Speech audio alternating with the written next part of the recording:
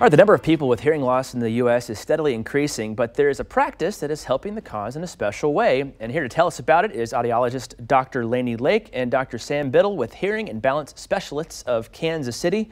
Now, I think one of the big things we see a lot of is I know my son wears his earbuds when he's playing video games and he's walking around and he's listening to music way too loud. What can we do, number one?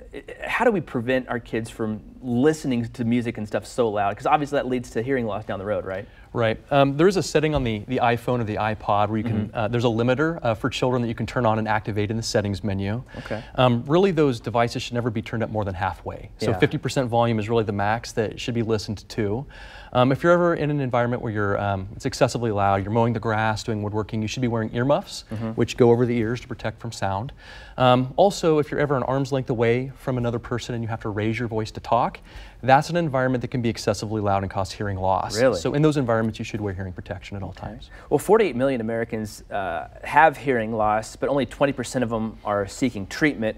Why do you think so many people avoid going to get this treated?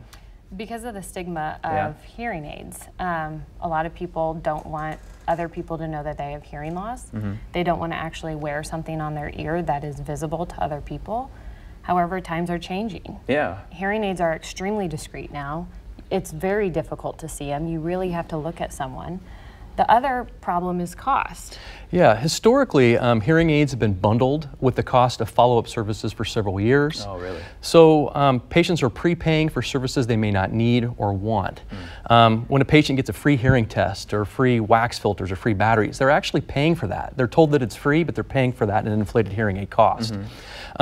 The issue there is if a patient doesn't need follow-up services or want follow-up services, they're having to pay for it. If their audiologist moves away or if they move away, they've paid and they're not going to get that money back. We've adopted a different pricing structure in our practice where our hearing aids are unbundled. So a patient pays for the hearing aid, the cost of fitting the hearing aid, then they pay for services when and if they need it. So it's not one size fits all. So it allows our prices to be several $1,000s less than the typical audiology practice. So it makes it more accessible to more people. Exactly. That is our primary goal. We just want to help as many people as we can. Well, it seems, so why is it so important for those people to take that step and to come in and maybe get fitted for those hearing aids if they need them? There's a lot of negative consequences for untreated hearing loss, such as depression, particularly social isolation. People start avoiding going to places, avoid being social. This can actually lead to dementia and cognitive decline over time with age. Right, hearing aids have been shown to mitigate that change, that cognitive change with age. So being fit with an appropriate hearing aid does help, and it does reduce that cognitive change with age. And lastly, why should someone come to hearing and balance specialists of Kansas City?